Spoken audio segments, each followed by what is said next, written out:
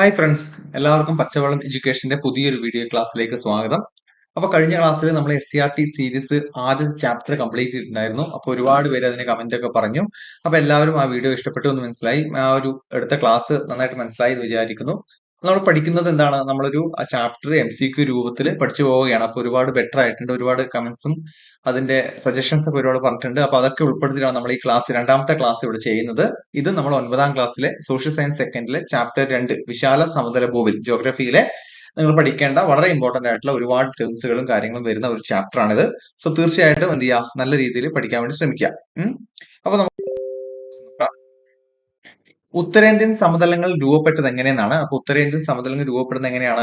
അപ്പൊ എന്നോട് പലരും ഓപ്ഷൻ വായിക്കണ്ട എന്ന് പറഞ്ഞിട്ടുണ്ട്. പക്ഷെ ചില ആൾക്കാർ ഓപ്ഷൻ വായിക്കണം, എങ്കിൽ മാത്രമേ അതൊരു എക്സാം പോലെ നമുക്കത് ഇടകലർത്തി കൊണ്ടുപോകാം. ഉത്തരേന്ത്യൻ സമതലങ്ങൾ രൂപപ്പെട്ടത് എങ്ങനെയെന്നത് എന്താണ്? ഓപ്ഷൻ സി ആണ് അല്ലെ. നദികൾ കൊണ്ടുവരുന്ന എക്കൽ നിക്ഷേപിക്കപ്പെട്ടിട്ടാണ് എന്ത് ചെയ്യുന്നത്? ഉത്തരേന്ത്യൻ സമതലങ്ങൾ രൂപപ്പെടുന്നത്. ഉത്തരേന്ത്യൻ സമതലങ്ങൾ രൂപപ്പെടുന്നത് എങ്ങനെയാണ്? നദികൾ കൊണ്ടുവരുന്ന എക്കൽ നിക്ഷേപിക്കപ്പെട്ടിട്ടാണ് എന്ത് ചെയ്യുന്നത്? ഉത്തരേന്ത്യൻ സമതലങ്ങൾ രൂപപ്പെടുന്നത്. ഓക്കെ. അടുത്തത് എക്കൽ എന്ന പദവുമായി ബന്ധപ്പെട്ട് ശരിയായ പ്രസ്താവന കണ്ടെത്താനാണ്. എക്കൽ എന്ന പദവുമായി ബന്ധപ്പെട്ടുകൊണ്ടുള്ള ശരിയായ പ്രസ്താവന കണ്ടെത്താനാണ്. ഓപ്ഷൻ എ അഗ്നിപർവ്വതചാരം, ബി ഉരുകിയ ഹിമാനികൾ, സി നദികൾ ഒഴുക്കിക്കൊണ്ടുവരുന്ന ചെളി, മണൽ, ചരൽ എന്നിവ, കടൽ വെള്ളം. എന്തൊക്കെയാണത്? അത് ഓപ്ഷൻ സി ആണ് അല്ലെ. നദികൾ ഒഴുക്കിക്കൊണ്ടുവരുന്ന ചെളി, മണൽ, ചരൽ എന്നിവയാണ് നമ്മൾ എന്ത് പറയുന്നത്? എക്കൽ എന്ന് പറയുന്നത്. എക്കൽ എന്ന പദവുമായി ബന്ധപ്പെട്ട് എന്താണ്? നദികൾ ഒഴുക്കിക്കൊണ്ടുവരുന്ന ചെളി, മണൽ, ചരൽ എന്നിവയാണ് എന്ത് പറയുന്നത്? എക്കൽ എന്ന് പറയുന്നത്. ഓക്കെ. ഉത്ഭവിക്കുന്ന പ്രദേശത്തെ നമ്മൾ എന്താണ് പറയുക? നദീമുഖം എന്നാണോ, പ്രഭവസ്ഥാനം എന്നാണോ, ഡെൽറ്റ എന്നാണോ, അതോ സമതലം എന്നാണോ? എന്താണ് പറയുക? നദികൾ ഉത്ഭവിക്കുന്ന പ്രദേശത്തെ നമ്മൾ വിളിക്കുന്നത് എന്താണ്? അത് ഓപ്ഷൻ ഡി പ്രഭവസ്ഥാനം എന്നാണ് അല്ലെ. നദികൾ തുടങ്ങുന്ന സ്ഥലത്തെ നമ്മൾ വിളിക്കുന്നത് എന്താണ്? പ്രഭവസ്ഥാനം എന്നാണ്. നദികൾ ഉത്ഭവിക്കുന്ന പ്രദേശത്തെ നമ്മൾ വിളിക്കുന്നത് എന്താണ്? ഓപ്ഷൻ ബി പ്രഭവസ്ഥാനം എന്നാണ്. ഓക്കെ. അടുത്തത് ഹിമാലയത്തിൽ നിന്നും ഉപദ്വീപ നദിയിൽ നിന്നും ഉത്ഭവിക്കുന്ന നദികൾ കൊണ്ടുവന്ന് അവസാദങ്ങൾ നിക്ഷേപിക്കപ്പെട്ടിട്ടാണ് ഏത് സമതലം രൂപപ്പെടുന്നത് എന്നാണ് ചോദിക്കുന്നത്. ഹിമാലയത്തിൽ നിന്നും ഉപദ്വീപ ഇന്ത്യയിൽ നിന്നും ഉത്ഭവിക്കുന്ന നദികൾ കൊണ്ടുവന്ന് അവസാദങ്ങൾ നിക്ഷേപിക്കപ്പെട്ട് ഏത് സമതലം രൂപപ്പെടുന്നു എന്ന് ചോദിച്ചാൽ ഏതാണ്? ഓപ്ഷൻ ഡെക്കാൻ പീഠഭൂമിയാണോ, പശ്ചിമഘട്ടമാണോ, സിന്ധു ഗംഗ ബ്രഹ്മപുത്ര സമതലമാണോ, കിഴക്കൻ തീര സമതലമാണോ? അപ്പൊ അത് ക്വസ്റ്റ്യൻ വായിക്കുമ്പോൾ നമുക്ക് മനസ്സിലാവും. എന്തായാലും പശ്ചിമഘട്ടം ഒന്നും അല്ല, നമുക്കറിയാം. കിഴക്കൻ തീര സമതലവും അല്ല എന്നറിയാം. പിന്നെ ആർക്കെങ്കിലും ഡൗട്ട് ഉണ്ടെങ്കിൽ അത് ഡെക്കാൻ പീഠഭൂമിയും അല്ലെങ്കിൽ സിന്ധു ഗംഗ ബ്രഹ്മപുത്ര സമതലമാണ് വരിക. ഓപ്ഷൻ സി ഏതാണ്? ഓപ്ഷൻ ആൻസർ വരുന്നത് സി, സിന്ധു ഗംഗ ബ്രഹ്മപുത്ര സമതലത്തിലാണ് എന്ത് വരുന്നത്? ഹിമാലയത്തിൽ നിന്നും ഉപദ്വീപ ഇന്ത്യയിൽ നിന്നും ഉത്ഭവിക്കുന്ന നദികൾ കൊണ്ടുവന്ന് അവസാദങ്ങൾ നിക്ഷേപിക്കപ്പെടുന്ന ഏത് സമതലം രൂപപ്പെട്ടത്? സിന്ധു ഗംഗ ബ്രഹ്മപുത്ര സമതലമാണ്. ഓക്കെ.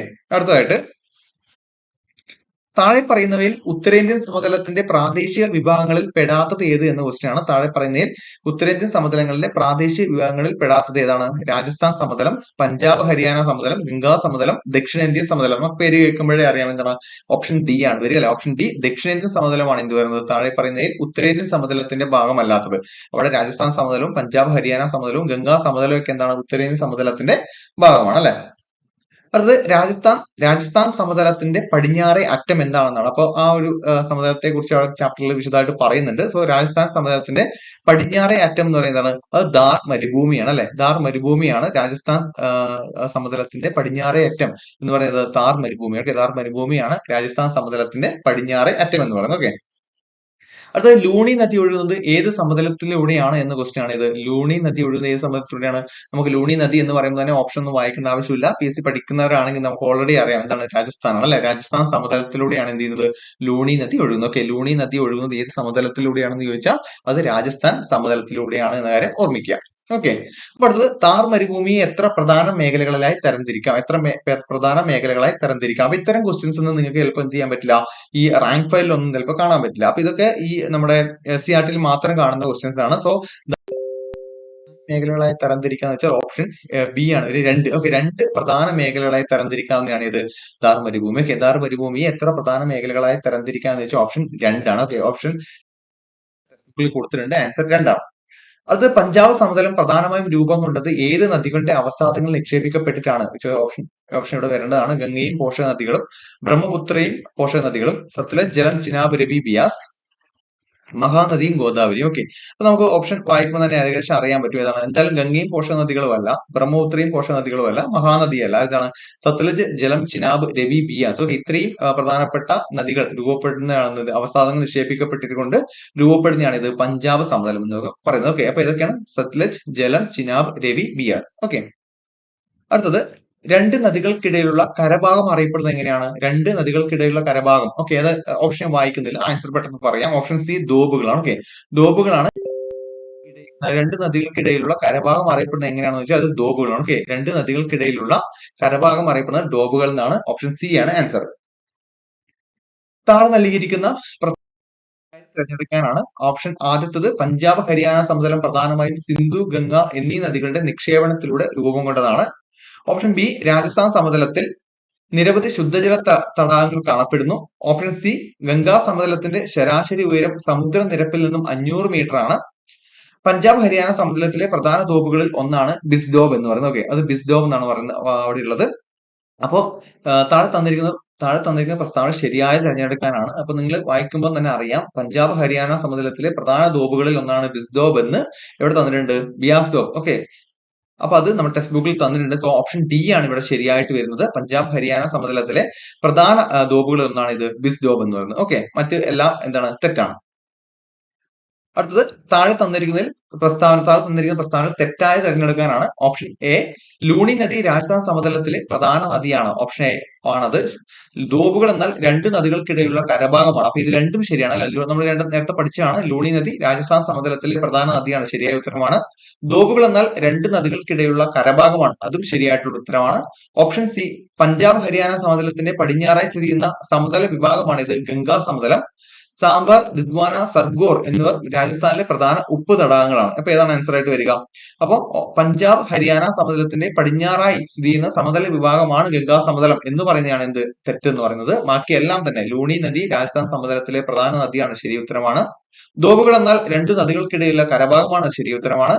സാംബർ, ദിദ്വാന, സർഗോർ എന്നിവ രാജസ്ഥാനിലെ പ്രധാന ഉപ്പ് തടാകങ്ങളാണ് എന്നിവയും ശരിയായിട്ടുള്ള ഉത്തരമാണ്. ഓക്കെ, താഴെ തന്നിരിക്കുന്ന പ്രസ്താവന ശരിയായ ജോഡി തിരഞ്ഞെടുക്കാനാണ് ചോദിക്കുന്നത്. അപ്പൊ ഇത് ഓൾറെഡി ടെക്സ്റ്റ് ബുക്കിൽ കൊടുത്തിട്ടുണ്ട്. നമുക്ക് പേര് വെച്ച് തന്നെ ഇത് മാക്സിമം നമുക്ക് കണ്ടുപിടിക്കാൻ പറ്റും. അപ്പോൾ ശരിയായി തന്നിരിക്കുന്ന ജോഡിയാണ് പറയുന്നത്. അപ്പൊ നമ്മൾ തെറ്റായിട്ടൊന്നും പഠിക്കേണ്ട. സിൻസാഗർ ഡോബ് ഏതാണ്? ജലം, ചിനാബ് നദികൾക്കിടയിൽ. ഓക്കെ, സിൻസാഗർ ഡോബ് എന്ന് പറയുന്നത് ജലം, ചിനാബ് നദികൾക്കിടയിൽ കാണപ്പെടുന്ന ധോബിനെയാണ് നമ്മൾ എന്ത് പറയുന്നത്? സിന്ധ് സാഗർ ധോബ്. ഓക്കെ, ജലം, ചിനാബ് നദികൾക്കിടയിൽ കാണപ്പെടുന്ന ധോബിനെയാണ് ജലം, ചിനാബ് ധോബ് എന്ന് പറയുന്നത്. അപ്പൊ നിങ്ങൾ ബാക്കിയുള്ള 3 ധോബുകൾ ബിസ്ത്, ബാരി, രചന, ബിസ്ത് ഒക്കെ നമ്മൾ നേരത്തെ പഠിച്ചു. അപ്പൊ ഇത് ഏതൊക്കെയാണ് താഴത്തെ കമന്റ് സെക്ഷനിൽ ഒന്ന് പറഞ്ഞു തന്നാൽ മതി. നമ്മുടെ ടെക്സ്റ്റ് ബുക്ക് വായിച്ച ആ ചാപ്റ്റർ വായിച്ചിട്ടുള്ളവർക്കായിരിക്കും ഇത് പറഞ്ഞു തരാൻ പറ്റുന്നത്. സോ സിൻസാഗർ ദോബേദം ജലം, ചിനാബ് നദികൾക്കിടയിൽ കാണപ്പെടുന്നതാണ്. ഓക്കെ, അപ്പൊ അതാണ് ശരിയായിട്ടുള്ള ആൻസർ. ഓക്കെ, അടുത്തത് താഴെ നൽകിയിരിക്കുന്ന പ്രസ്താവനകൾ ഗംഗാ സമതലത്തെ കുറിച്ച് ശരിയായി തിരഞ്ഞെടുക്കാനാണ്. അപ്പൊ തെറ്റായത് ഞാൻ വായിച്ച് വിടുന്നില്ല. അവിടെ നമ്മുടെ ടെക്സ്റ്റ് ബുക്കിൽ കൊടുത്തിരിക്കുന്ന ഒരു ഇതുണ്ട്. ഗംഗാ സമതലം ഏകദേശം 3.75 ലക്ഷം ചതുരശ്ര കിലോമീറ്റർ വിസ്തൃതിയിൽ വ്യാപിച്ചിരിക്കുന്നു. ഓക്കെ, അപ്പൊ താഴത്തുന്നതിൽ ശരിയായി തിരഞ്ഞെടുക്കാനാണ് പറഞ്ഞത്. ഗംഗാ സമതലം ഏകദേശം 3.75 ലക്ഷം ചതുരശ്ര കിലോമീറ്റർ വിസ്തൃതിയിൽ വ്യാപിച്ചിരിക്കുന്നു എന്നാണ് പറഞ്ഞത്. അടുത്ത് മറ്റു തന്നിരിക്കുന്നതൊക്കെ എന്താണ്? തെറ്റായിട്ട് പ്രസ്താവനയാണ്. അത് വെറുതെ വായിച്ചിട്ട് നിങ്ങളുടെ മനസ്സിലേക്ക് കയറേണ്ട ആവശ്യമില്ല. ഓക്കെ, അടുത്തത് താഴെ നൽകിയിരിക്കുന്ന പ്രസ്താവനയിൽ രാജസ്ഥാൻ സമതലത്തെ കുറിച്ച് ശരിയായി തിരഞ്ഞെടുക്കാനാണ്. രാജസ്ഥാൻ സമതലത്തിലെ പ്രധാന നദിയാണ് ലൂണി. രാജസ്ഥാൻ സമതലത്തിൽ പ്രധാനമായും ശുദ്ധജല തടാകങ്ങൾ കാണപ്പെടുന്നു. രാജസ്ഥാൻ സമതലത്തിൽ നിരവധി നദികൾ സ്ഥിരമായി ഒഴുകുന്നു. രാജസ്ഥാൻ സമതലത്തിന്റെ കിഴക്ക് ഭാഗത്താണ് പഞ്ചാബ് ഹരിയാന സമതലം സ്ഥിതി ചെയ്യുന്നത്. അപ്പോ ഓപ്ഷൻ എന്ന് പറഞ്ഞാൽ ഏതാണ്? നമുക്കറിയാം, രാജസ്ഥാൻ സമതലത്തിലെ പ്രധാന നദിയാണ് ലൂണി. ഇത് തന്നെയാണ് എന്തത്? പ്രധാനം വരുന്നത്. മറ്റ് ശുദ്ധജല തടാകമല്ല രാജസ്ഥാൻ സമതലത്തിൽ കാണുന്നത്, നമ്മൾ ഓൾറെഡി കണ്ടു കഴിഞ്ഞു. സ്ഥിരമായിട്ടുള്ള നദികൾ അവിടെ ഒഴുകാറില്ല എന്ന് നമ്മൾ പറഞ്ഞു കഴിഞ്ഞു. അപ്പൊ ആൻസർ ആയിട്ട് വരുന്നത് ഏതാണ്? രാജസ്ഥാൻ സമതലത്തിലെ പ്രധാന നദിയാണ് ലൂണി എന്നതാണ് ഇവിടെ ശരിയായിട്ടുള്ള ആൻസർ. ഓക്കെ, അടുത്തത് ഉത്തരേന്ത്യൻ സമതലങ്ങളിൽ ശൈത്യകാലം അനുഭവപ്പെടുന്നത് ഏത് മാസത്തിലാണ് എന്നാണ് പറഞ്ഞത്. ഉത്തരേന്ത്യൻ സമതലങ്ങളിൽ ശൈത്യകാലം അനുഭവപ്പെടുന്നത് സാധാരണ ഏതാണ്? അത് ഡിസംബർ, ജനുവരി മാസത്തിലാണ്. ഓക്കെ, ഉത്തരേന്ത്യൻ സമതലങ്ങളിൽ ശൈത്യകാലം അനുഭവപ്പെടുന്നത് ഏതാണ്? അത് ഡിസംബർ, ജനുവരി മാസത്തിലാണ്. അടുത്തത് ഉത്തരേന്ത്യൻ സമതലങ്ങളിൽ അതിശൈത്യം അനുഭവപ്പെടാൻ കാരണമാവുന്ന ഘടകങ്ങളിൽ താഴെ കൊടുത്തിട്ടുള്ളവയിൽ ഏതാണ് ശരിയല്ലാത്തതെന്നാണ്. അപ്പൊ ഉത്തരേന്ത്യൻ സമതലങ്ങളിൽ അതിശൈത്യം ഡിസംബർ, ജനുവരി മാസത്തിൽ അതിശൈത്യം അനുഭവപ്പെടാൻ കുറച്ച് കാരണങ്ങളുണ്ട്. അപ്പൊ താഴെ തന്നിരിക്കുന്നതിൽ ഏതൊക്കെ ഘടകങ്ങൾ കൊണ്ടാണ് അത് മീൻസ് ഏതൊക്കെ ഘടകങ്ങൾ അതിന് കാരണമല്ലാതാകുന്നു എന്നാണ് പറയേണ്ടത്. എന്താണ് ശരിയല്ലാത്തതെന്നാണ്? സമുദ്രത്തിൽ നിന്നുള്ള ദൂരം, ഹിമാലയൻ പർവ്വതനിരകളിലെ മഞ്ഞുവീഴ്ച, പശ്ചിമേഷ്യയിൽ നിന്നുള്ള ശീതക്കാറ്റ്, അതുപോലെ തന്നെ എല്ലാ പ്രസ്താവനകളും എന്താണ്? ശരിയാണെന്നാണ്. ഓക്കെ, അപ്പൊ ഇതെല്ലാ പ്രസ്താവന സമുദ്രത്തിൽ നിന്നും ദൂരവും, ഹിമാലയൻ പർവ്വത നിരകളിലെ മഞ്ഞുവീഴ്ചയും, പശ്ചിമേഷ്യയിൽ നിന്നുള്ള ശീതക്കാറ്റും ഒക്കെ എന്ത് ചെയ്യുന്നുണ്ട്? ഉത്തരേന്ത്യൻ സമതലങ്ങളിൽ അതിശൈത്യം അനുഭവപ്പെടാൻ കാരണമാവുന്ന ഘടകങ്ങളിൽ ശരിയല്ലാത്ത ചോദിച്ചിട്ടുണ്ട്. പക്ഷെ ഇതെല്ലാം തന്നെ എന്താണ് ഘടകങ്ങളാണ്. ഓക്കെ, ഉത്തരേന്ത്യൻ സമതലങ്ങളിൽ അതിശൈത്യം അനുഭവപ്പെടാൻ കാരണമായ ഘടകങ്ങൾ ഇതൊക്കെയുണ്ട്. ഒന്ന് സമുദ്രത്തിൽ നിന്നുള്ള ദൂരം, ഹിമാലയൻ പർവ്വതനിരകളിലെ മഞ്ഞുവീഴ്ച, പശ്ചിമേഷ്യയിൽ നിന്നുള്ള ശീതക്കാറ്റ്. ഓക്കെ, ഉത്തരേന്ത്യൻ സമതലങ്ങളിൽ വീശുന്ന വരണ്ട ഉഷ്ണക്കാറ്റിന്റെ പേര്. അപ്പൊ PSC സ്ഥിരമായിട്ട് ചോദിച്ചുകൊണ്ടിരിക്കുന്ന ക്വസ്റ്റ്യൻ ആണിത്. എപ്പോഴും ചോദിക്കുന്ന ക്വസ്റ്റ്യൻ ആണ്. ഉത്തരേന്ത്യൻ സമതലങ്ങളിൽ വീശുന്ന വരണ്ട ഉഷ്ണക്കാറ്റിന്റെ പേരെന്താണ്? ഓപ്ഷൻ സി ലൂ ആണ്. ഓക്കെ, ലൂ ആണ് ഉത്തരേന്ത്യൻ സമതലങ്ങളിൽ വീശുന്ന വരണ്ട ഉഷ്ണക്കാറ്റിന്റെ പേരെന്താണ്? ലൂ ആണ്. അടുത്തത്, തെക്ക് പടിഞ്ഞാറൻ മൺസൂൺ കാറ്റുകൾ ഇന്ത്യൻ ഉപഭൂഖണ്ഡത്തിലേക്ക് പ്രവേശിക്കുന്നത് ഏത് ദിശയിൽ നിന്നാണ്? ഓക്കെ, അപ്പൊ തെക്ക് പടിഞ്ഞാറൻ മൺസൂൺ കാറ്റുകൾ ഇന്ത്യൻ ഉപഭൂഖണ്ഡത്തിലേക്ക് പ്രവേശിക്കുന്നത് തെക്ക് ദിശയിൽ. ഓക്കെ, തെക്ക് വശത്തു കൂടിയാണ് തെക്ക് പടിഞ്ഞാറൻ മൺസൂൺ കാറ്റുകൾ ഇന്ത്യൻ ഉപഭൂഖണ്ഡത്തിലേക്ക് പ്രവേശിക്കുന്നത് ഏത് ദിശയിൽ നിന്നാണ് ചോദിച്ചാൽ തെക്ക് ദിശയിലാണ്. ഓക്കെ, അടുത്തത്, ഉത്തരേന്ത്യൻ സമതലങ്ങളിൽ വേനൽക്കാല താപനില 48°C വരെ ഉയരാൻ സാധ്യതയുള്ള പ്രദേശം ഏതാണ്? അത് അടുത്ത ക്വസ്റ്റ്യൻ ആണ്. ഉത്തരേന്ത്യൻ സമതലങ്ങളിൽ വേനൽക്കാലത്തെ താപനില 48°C വരെ ഉയരാൻ സാധ്യതയുള്ള പ്രദേശം എന്ന് വെച്ചാൽ രാജസ്ഥാനിലെ മരുഭൂമി പ്രദേശമാണ്. ഓക്കെ, ഓപ്ഷൻ വായിക്കേണ്ട ആവശ്യമില്ല. അപ്പൊ ഉത്തരേന്ത്യൻ സമതലങ്ങളിൽ വേനൽക്കാലത്ത് താപനില 48°C വരെ ഉയരാൻ സാധ്യതയുള്ള പ്രദേശമാണ് ഇത്, രാജസ്ഥാനിലെ മരുഭൂമി പ്രദേശം. ഇപ്പൊ നമുക്കറിയാം, നമ്മുടെ അടുത്തൊക്കെ അത്രയും എന്താണ് ഈ ഒരു ചൂടായിട്ട് കൂടെ നമുക്ക് എന്ത് ചെയ്യാൻ പറ്റുന്നില്ല, നിൽക്കാൻ പറ്റുന്നില്ല. അപ്പം 48°C വരെ ഉയരാൻ സാധ്യതയുള്ള പ്രദേശമാണ് ഇത്, രാജസ്ഥാൻ എന്ന് പറയുന്നത്. അടുത്തത്, തെക്ക് പടിഞ്ഞാറൻ മൺസൂൺ കാറ്റുകൾ ഇന്ത്യയിലേക്ക് പ്രവേശിക്കുന്നത് ഏത് മാസത്തിലാണ് എന്നാണ് ചോദിക്കുന്നത്. തെക്ക് പടിഞ്ഞാറൻ മൺസൂൺ കാറ്റുകൾ ഇന്ത്യയിലേക്ക് പ്രവേശിക്കുന്നത് ജൂൺ സെപ്റ്റംബർ മാസത്തിലാണ്. ഓക്കെ, തെക്ക് പടിഞ്ഞാറൻ മൺസൂൺ കാറ്റുകൾ ഇന്ത്യയിലേക്ക് പ്രവേശിക്കുന്നത് ഏത് മാസത്തിലാണ്? അത് ജൂൺ സെപ്റ്റംബർ മാസത്തിലാണ്. ഓക്കെ, തെക്ക് പടിഞ്ഞാറൻ മൺസൂൺ കാറ്റുകൾ ഇന്ത്യയിലേക്ക് പ്രവേശിക്കുന്നത് ജൂൺ മൺസൂൺ മാസത്തിലാണ്, ജൂൺ സെപ്റ്റംബർ മാസത്തിലാണ്. ഓക്കെ, അടുത്തത്, ഒക്ടോബർ ഹീറ്റിനെ കുറിച്ചാണ്. ഒക്ടോബർ ചൂട് എന്ന പ്രതിഭാസം ഏത് മൺസൂൺ കാലവുമായി ബന്ധപ്പെട്ടിരിക്കുന്നു? ഒക്ടോബർ ചൂട് എന്ന പ്രതിഭാസം ഏത് മൺസൂൺ കാലവുമായി ബന്ധപ്പെട്ടിരിക്കുന്നു? ഓപ്ഷൻ ബി വടക്ക് കിഴക്ക് മൺസൂൺ. ഓക്കെ, വടക്ക് കിഴക്ക് മൺസൂണുമായി ബന്ധപ്പെട്ടാണ് ഇത് ഒക്ടോബർ ചൂട് എന്ന പ്രതിഭാസം. ഓക്കെ, ഒക്ടോബർ ചൂട് അല്ലെങ്കിൽ ഒക്ടോബർ ഹീറ്റ് എന്ന പ്രതിഭാസം ഏത് മൺസൂൺ കാലവുമായി ബന്ധപ്പെട്ടിരിക്കുന്നു എന്ന് ചോദിച്ചാൽ അത് വടക്ക് കിഴക്കൻ മൺസൂൺ ആണ്. ഓക്കെ, വടക്ക് കിഴക്കൻ മൺസൂൺ ആണ്. അടുത്തത്, താഴെ പറയുന്നതിൽ ഏതാണ് കണ്ടൽക്കാടുകൾ കാണപ്പെടുന്ന പ്രദേശം? അപ്പൊ അതിന് ഓപ്ഷൻ ഒന്നും വായിക്കേണ്ട ആവശ്യമില്ല. താഴെ പറയുന്നതിൽ കണ്ടൽക്കാടുകൾ പ്രധാനമായും കാണപ്പെടുന്ന പ്രദേശം എന്ന് പറയുന്നത് ഓപ്ഷൻ ബി സുന്ദർബൻ ഡെൽറ്റയാണ്. ഓക്കെ, താഴെ പറയുന്നതിൽ കണ്ടൽക്കാടുകൾ പ്രധാനമായും കാണപ്പെടുന്ന പ്രദേശം അത് സുന്ദർബൻ ഡെൽറ്റയാണ്. അടുത്തത്, താഴെ നൽകിയിരിക്കുന്ന പ്രസ്താവനകൾ ഉത്തരേന്ത്യൻ സമതലങ്ങളിലെ മണ്ണിനങ്ങളെ കുറിച്ച് ശരിയായത് തിരഞ്ഞെടുക്കാനുള്ള പ്രസ്താവനയാണ്. അപ്പം ഈ ഒരു ക്വസ്റ്റിന്റെ ആൻസർ നിങ്ങൾക്ക് വേണ്ടി ഞാൻ ഒരു ഓപ്ഷൻ ആയിട്ട് നിങ്ങൾക്ക് കമന്റ് ചെയ്യാൻ വേണ്ടി തരികയാണ്. അപ്പൊ ആദ്യത്തെ ഓപ്ഷൻ, ഞാൻ 4 ഓപ്ഷൻ മാത്രമേ വായിക്കുകയുള്ളൂ. അപ്പൊ ഇതിന്റെ ആൻസർ നിങ്ങൾ എന്താണ് എനിക്ക് താഴെ കമന്റ് സെക്ഷനിൽ പറഞ്ഞു തരണം. താഴെ നൽകിയിരിക്കുന്നതിൽ പ്രസ്താവനകൾ ഉത്തരേന്ത്യൻ സമതലങ്ങളിലെ മണ്ണിനങ്ങളെ കുറിച്ച് പറയുന്നതാണ്. അപ്പൊ നിങ്ങൾ ടെക്സ്റ്റ് ബുക്ക് വായിച്ചിട്ടില്ലെങ്കിൽ ടെക്സ്റ്റ് ബുക്ക് വായിച്ചിട്ട് ഇതിന്റെ ആൻസർ എന്താണെന്ന് എനിക്ക് പറഞ്ഞു തരണം കേട്ടോ. അതുകൊണ്ട് ഞാൻ ഇത് വിടുകയാണ്. ആൻസർ ഞാൻ പറയില്ല, ഓപ്ഷൻ മാത്രം വായിച്ചു തരാം. എക്കൽ മണ്ണ് ഉത്തരേന്ത്യൻ സമതലങ്ങളിൽ വ്യാപകമായി കാണപ്പെടുന്നു. മണൽ മുതൽ കളിമണ്ണ് വരെയുള്ള വ്യത്യസ്ത സ്വഭാവങ്ങൾ എക്കൽ മണ്ണിനുണ്ട്. ഗാദർ, ബങ്കർ എന്നിവ ഗംഗാ സമതലങ്ങളിൽ കാണപ്പെടുന്ന വ്യത്യസ്ത ഇനം എക്കൽ മണ്ണുകളാണ്. മേൽ പറഞ്ഞവയെല്ലാം ശരിയാണ്. അപ്പൊ ഈ 4 ഓപ്ഷൻ ആണ് നിങ്ങൾക്ക് നൽകുന്നത്. അപ്പൊ ആ ടെക്സ്റ്റ് ബുക്ക് വായിക്കാത്തവർ തീർച്ചയായും ടെക്സ്റ്റ് ബുക്ക് വായിക്കുക. ഇത് ഓൾറെഡി PSC ചോദിക്കുന്ന ഒരു ക്വസ്റ്റ്യൻ ആണ്. ഈ മണ്ണിനങ്ങളും ഈ ഗാദറും ബങ്കറും ഒക്കെ ചോദിക്കുന്നതാണ്. നിങ്ങൾ എല്ലാ ക്വസ്റ്റ്യൻ പേപ്പറിലും കാണുന്നതാണ്. അപ്പൊ ഇതിന്റെ ആൻസർ കമന്റ് ചെയ്യുമ്പോൾ നിങ്ങൾ ഏതെങ്കിലും ഒരു എന്താണ് ഒന്ന് ഇട്ടിട്ട്, അപ്പൊ ഏത് ക്വസ്റ്റ്യൻ അറിയാം, ഒന്ന് ഇട്ടിട്ട് ഇതിന്റെ ആൻസർ A ആണോ, B ആണോ, C ആണോ, D ആണോ എന്ന് പറഞ്ഞു തന്നാൽ മതി. ഓക്കെ, അടുത്തത്, റോയൽ ബംഗാൾ കടുവകളുടെ പ്രധാന ആവാസ കേന്ദ്രം എവിടെയാണ് എന്ന് ചോദിക്കുന്നുണ്ട്. ഓക്കെ, അപ്പൊ റോയൽ ബംഗാൾ കടുവകളുടെ പ്രധാന ആവാസ കേന്ദ്രം എവിടെയാണ്? അത് സുന്ദർബൻ ഡെൽറ്റകളിലാണ്. ഓക്കെ, സുന്ദർബൻ കാടുകളിലാണ് ഇത് വരുന്നത്. റോയൽ ബംഗാൾ കടുവകളുടെ പ്രധാനപ്പെട്ട ആവാസ കേന്ദ്രം വരുന്നത് എവിടെയാണ്? അത് സുന്ദർബനിലാണ്. ഓക്കെ, അപ്പൊ ചതുപ്പ് നിലവനങ്ങൾ പ്രധാനമായും കാണപ്പെടുന്നത് എവിടെയാണ് എന്ന് ചോദിച്ചാൽ എവിടെയാണത്? അത് പർവ്വത പ്രദേശങ്ങളിലാണോ, നദീതടങ്ങളിലാണോ, തീരപ്രദേശങ്ങളിലാണോ, മരുഭൂമികളിലാണോ, ഉയർന്ന സമതലങ്ങളിലാണോ? ചതുപ്പ് നിലവനങ്ങൾ പ്രധാനമായും കാണപ്പെടുന്നത് നദീതടങ്ങളിലും തീരപ്രദേശങ്ങളിലുമാണ്. ഓപ്ഷൻ ബി ആണ് വരിക. ചതുപ്പ് നിലവനങ്ങൾ പ്രധാനമായും കാണപ്പെടുന്നത് എവിടെയാണ്? നദീതടങ്ങളിലും തീരപ്രദേശങ്ങളിലുമാണ് ഇത് ചതുപ്പ് നിലവനങ്ങൾ പ്രധാനമായും കാണപ്പെടുന്നത്.